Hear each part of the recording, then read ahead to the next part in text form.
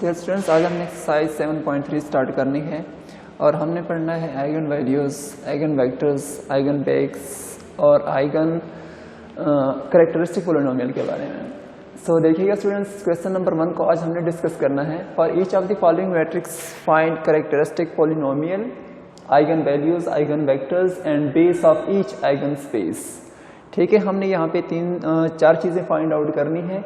एक हमने characteristic polynomial find करना है, दूसरे हमने आइगन वैल्यूज़ को फाइंड आउट करना है, फिर आइगन वैल्यूज़ के रिलेटेड हमने क्या करना है, आइगन वेक्टर्स को फाइंड आउट करना है, और फोर्थ हमने क्या करना है, आइगन बेस को फाइंड आउट करना है।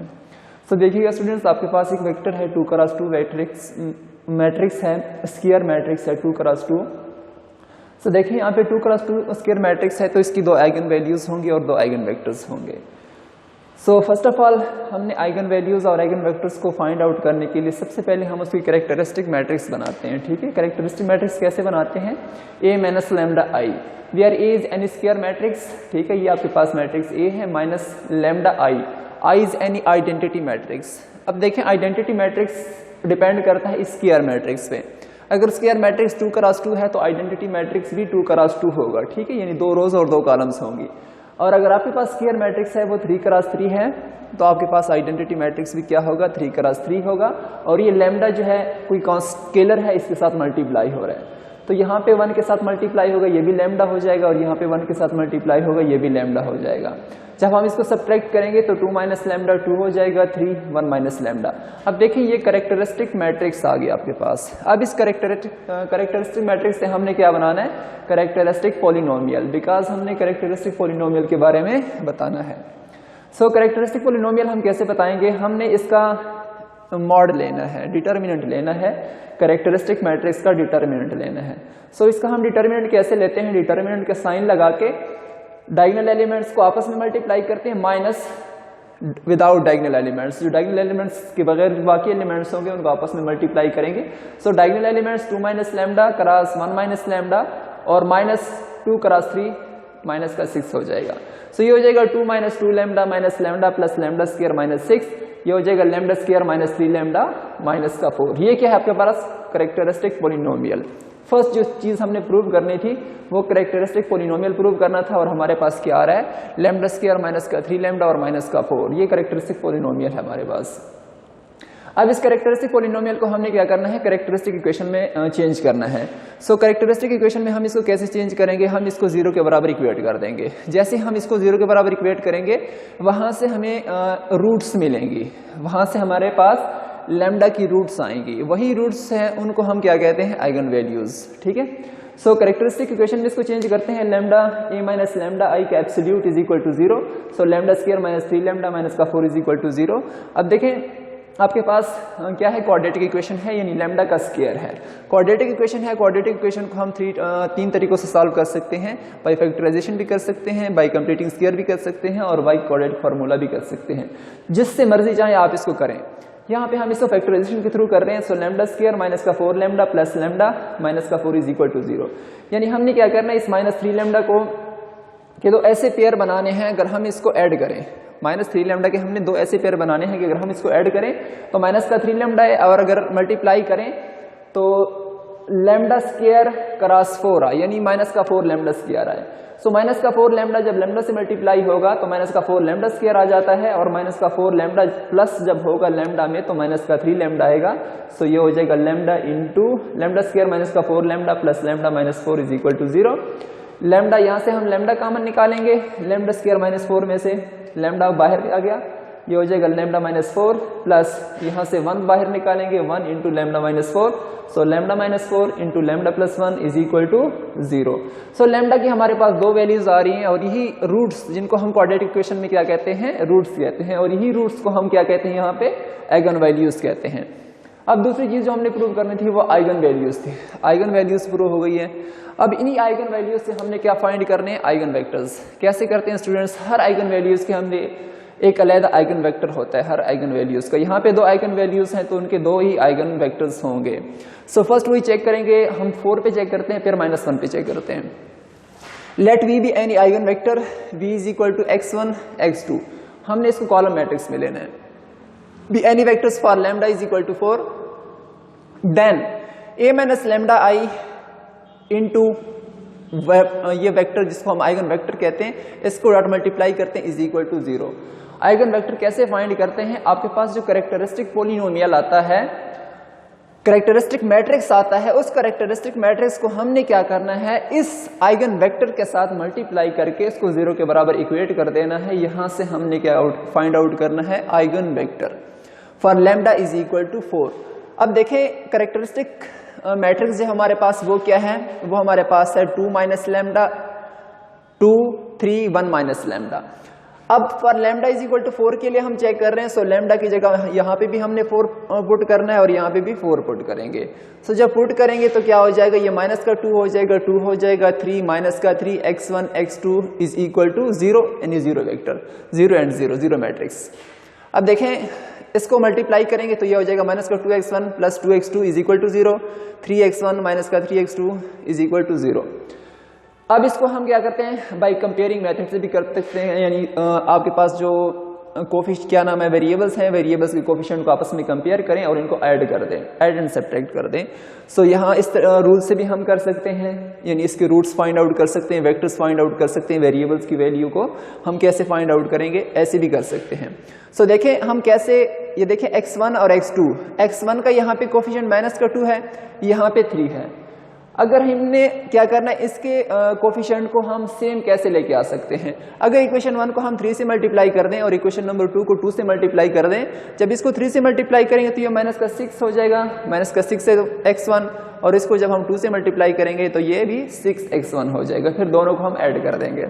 यहाँ पे मैंने लिख दिया कि 3, यानी 1 को, इक्वेशन 1 को हमने 3 से मल्टीप्लाई करना है, फिर ऐड कर देना है 2 इंटू 2 में, इसको 2 से मल्टीप्लाई करके इसमें ऐड कर देना है।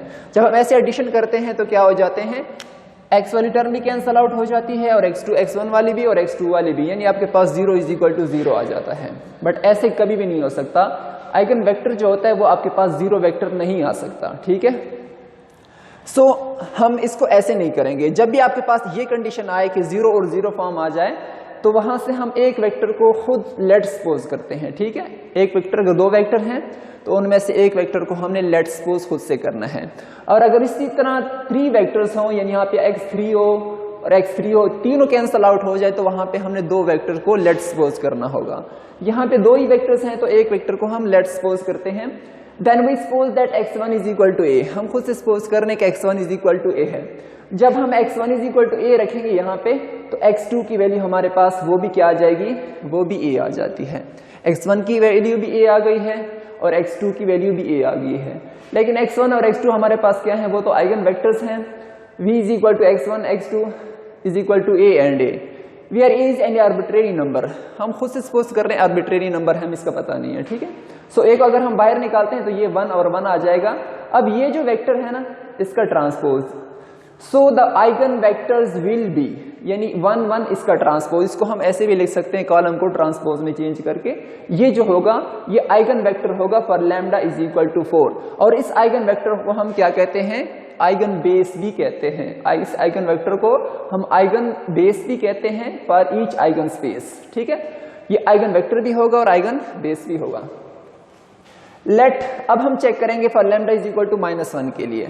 देखें, let V be is equal to x1 x2 be the eigen vector for lambda is equal to -1। हमने लेट सपोज कर दिया कि हमारे पास वेक्टर v है, आइगन वेक्टर है, और इसको हम for lambda is equal to -1 के लिए चेक करेंगे। सो देखें, पहले हमने हमारे पास जो आइगन मैट्रिक्स है उसके साथ हम इस वेक्टर को मल्टीप्लाई करेंगे और उसको 0 के बराबर इक्वेट कर देंगे। वहां से हमने x1 और x2 की वैल्यूज निकालनी है। x1 और x2 की जो भी वैल्यूज होंगी वही हमारा आइगन वेक्टर होगा। सो देखें, a minus lambda I into V is equal to 0। So देखें, a माइनस लैम्डा आई जो हमारे पास वेक्टर था वो क्या था, 2 minus lambda, 2 3 1 minus lambda, but lambda is equal to -1, so यहाँ पे -1 पुट कर दी, यहाँ पे भी -1 पुट कर दिया। x1 x2 is equal to 0 0 because lambda is equal to -1। So ये हो जाएगा 3 2 3 2 1 x1 x2 is equal to 0। इनको मल्टीप्लाई करें तो ये हो जाएगा 3x1 plus 2x2 is equal to 0, 3x1 plus 2x2 is equal to 0। अब इसको कंपेयर करते हैं तो यहाँ पे x1 भी 0 हो जाएगा और x2 भी 0 हो जाएगा। देखें ना, अगर x1 को हम 2 में से माइनस करते हैं, इक्वेशन 1 को माइनस कर दें 2 में से, तो आपके पास x1 और x2 दोनों कैंसिल आउट हो जाते हैं। इसको माइनस कर, ये भी माइनस का हो जाएगा, ये भी माइनस का हो जाएगा, सो ये कट आउट हो जाएंगे, यानी 0 इज इक्वल टू 0 आ जाएगा। दोनों x1 भी 0 हो जाता है और x2 भी 0 हो जाता है। ऐसा कभी भी नहीं होता कि आइगन वेक्टर आपके पास 0 वेक्टर बन जाए। सो हम यहाँ पे भी लेट सपोज करेंगे खुद से, हम यहाँ पे लेट कर रहे हैं, now let x2 is equal to a, x2 is equal to a हम लेट सपोज कर रहे हैं। सो ये क्या हो जाएगा, देन बाय 1, इक्वेशन 1 को देखें, यहाँ आपके पास है 3x1 plus 2x2 is equal to 0।